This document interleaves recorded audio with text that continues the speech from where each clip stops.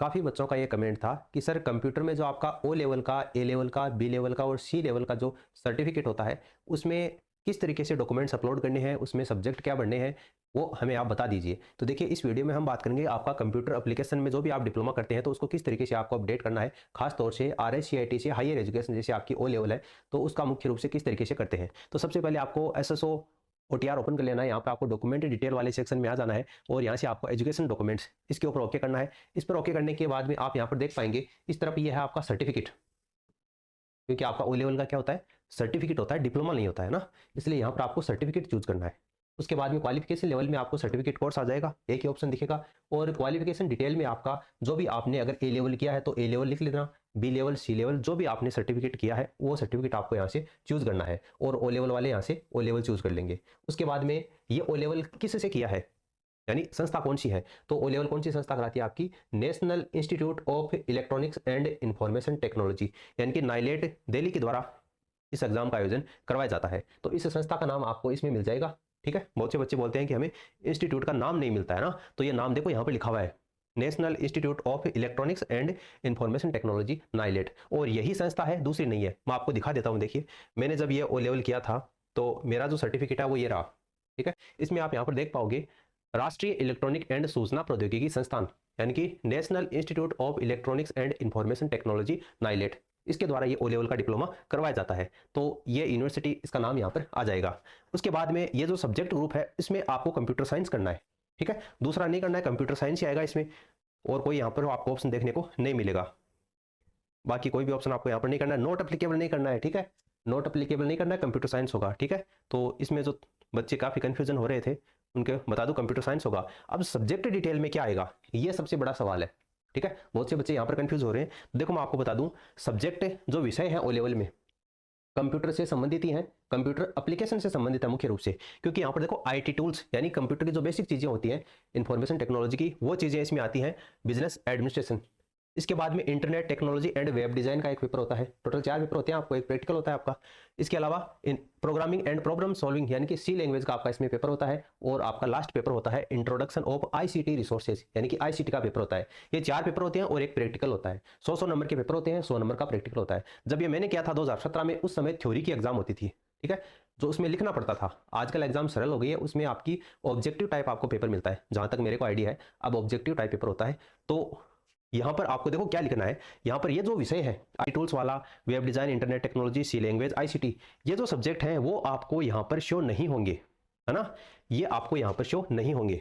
यहाँ पर देखो आर्टिफिशियल इंटेलिजेंस है, क्लाउड कंप्यूटिंग है, कंप्यूटर एप्लीकेशन, उसके बाद में 3 computer application, data science, computer science का ऑप्शन आपको यहाँ पर दिखेगा। लेकिन ना तो आपको IT टूल्स दिखेगा, इंफॉर्मेशन टेक्नोलॉजी तो है लेकिन यहाँ पर IT टूल्स भी नहीं है। ठीक है, सी लैंग्वेज का आपको ऑप्शन भी नहीं दिखेगा, सी लैंग्वेज का भी नहीं दिखेगा, इंटरनेट वाला भी नहीं दिखेगा। तो आप इसमें क्या कर सकते हैं, आप इसमें जो कंप्यूटर एप्लीकेशन वाला है वो आपको यहाँ पर चूज करना है पहला। तो यहाँ पर ये काम कर सकते हैं। हालांकि ये चीज़ गलत नहीं है लेकिन ये पूरी तरीके से सही भी नहीं है। क्यों सही नहीं है, क्योंकि सब्जेक्ट अपन को यहाँ पर दिखा रखे हैं, ये सब्जेक्ट वहाँ पर शो होने चाहिए। जब अपन यहाँ पर चूज करते हैं ओ लेवल, तो ओ लेवल के सब्जेक्ट यहाँ पर आने चाहिए थे। ये कहीं ना कहीं अधीनस्थ बोर्ड की एक कमी है, गलती है। ठीक है, आप वीडियो को हो सके उतना शेयर कीजिए ताकि ये जो सब्जेक्ट वाला ये इशू है वो बोर्ड के पास में भी पहुंच जाए, उनकी नज़र में भी आए कम से कम, और यहाँ पर सब्जेक्ट कम से कम शो हो तभी कैंडिडेट भर पाएगा, वरना भरोगे क्या आप। ठीक है, उसके बाद में अगर सब्जेक्ट शो नहीं होगा तो यहाँ पर आप दूसरा क्या ऑप्शन भरोगे, एक ही ऑप्शन बचता है आपके पास में, कंप्यूटर एप्लीकेशन वाला, ये ऑप्शन आप इसमें भर सकते हो। तो अगर फिलहाल के लिए आप भरना चाहो तो इसमें कंप्यूटर एप्लीकेशन ही आएगा, दूसरा कोई ऑप्शन नहीं आएगा।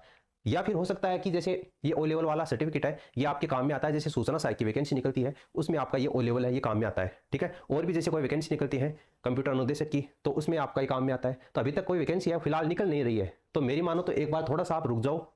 ठीक है, वेट कर लीजिए थोड़े दिन, क्या पता यहाँ पर सब्जेक्ट डिटेल में इसके जो सब्जेक्ट हैं वो बोर्ड के द्वारा डाल दिए जाएं तो बढ़ने में आसानी होगी। वरना अगर आप ये अपलोड करना ही चाहो तो यहाँ पर कंप्यूटर एप्लीकेशन वाला ही यहाँ पर अपलोड होगा। ठीक है, उसके बाद में टाइप ऑफ एग्जामिनेशन, तो इसमें आपको रेगुलर है ये सेलेक्ट कर लेना है। ओवरऑल रिजल्ट में आपको परसेंटेज सेलेक्ट करना है। ठीक है, परसेंटेज, इसमें ग्रेड नहीं होगा परसेंटेज होगा। हालांकि दिखाने को देखो इसमें ग्रेड दिखा रखा है, परसेंटेज भी है ग्रेड भी है, दोनों चीजें हैं। यहाँ पर देखो आप, यहाँ पर आप देख पाओगे ये 69 यानी मेरे जो इसमें परसेंटेज आए थे ओ लेवल में वो 69 थे। यहाँ पर आपको ग्रेड भी दिखा रखी है, परसेंटेज भी दिखा रखा है, लेकिन आपको यहाँ पर कौन सा चूज करना है, यहाँ से परसेंटेज वाला जो कॉलम है उसको चूज कर लेना। अगर आप चाहो तो ग्रेड को भी कर सकते हो, लेकिन परसेंटेज वाला है वो सही रहेगा यहाँ से। उसके बाद में रोल नंबर। अब देखो रोल नंबर में दिक्कत है बच्चों की, क्यों दिक्कत है, क्योंकि इसमें 4 पेपर होते हैं। अब जैसे मैंने ये पेपर निकाले थे उस समय, उसमें मैंने 2 पेपर तो जुलाई 2016 वाले सेशन में लिए थे। 4 पेपर हैं, 2 पेपर ही भरे थे पहले पेपर में, और जो फिर जनवरी 2017 में हुआ था उसमें 2 पेपर मैंने पास किए थे। यानी 2 पेपर तो मैंने आपका जुलाई 2016 वाला है ना, इसमें आप यहाँ पर देख पाओगे ये दोनों पेपर, और उसके 6 महीने बाद में एग्जाम हुई थी उसमें ये दोनों पेपर मैंने आपका इंक्लूड किए थे। तो 2 बार में मैंने इसको टोटल पास किया था। तो कहने का मतलब है जितनी बार आपकी एग्जाम लगती है उतनी ही बार आपको नए रोल नंबर दिए जाते हैं। तो ये रोल नंबर वाला जो मैं आपको समझाना चाह रहा हूँ, इस रोल नंबर में क्या आएगा, तो इस रोल नंबर में देखो आपने जो लास्ट एग्जाम दी थी जनवरी वाला जो सेशन है उसमें आप देख पाओगे जनवरी 17 में मैंने ये दोनों पेपर दिए थे। तो इस समय मेरी जो एग्जाम लगी थी उसमें मेरे को जो रोल नंबर मिले थे वो रोल नंबर आपको ऐड करने हैं। जुलाई 16 वाला सेशन है उसके रोल नंबर ऐड नहीं करने हैं। आप समझ गए होंगे मैं क्या कहना चाहता हूं। जैसे कोई बच्चा है सी लैंग्वेज का पेपर देता है, अगर उसे वो 3 बार में 4 बार में भी पास नहीं होता है, 5वीं बार में लास्ट अटेम्प्ट में अगर उससे पास होता है, तो वो बच्चा लास्ट वाले जो रोल नंबर है वो रोल नंबर यहाँ पर लिख सकता है। ठीक है, अब आप समझ गए होंगे मैं क्या कहना चाह रहा हूं। तो वो रोल नंबर यहाँ पर आपके आ जाएंगे। ठीक है, उसके बाद में enrolment number, registration number, unique number, इसमें क्या आएगा, तो देखो इसमें जो है वो आपको लिखने हैं ये रजिस्ट्रेशन नंबर, यहाँ पर आपको दिखाई दे जाएगा।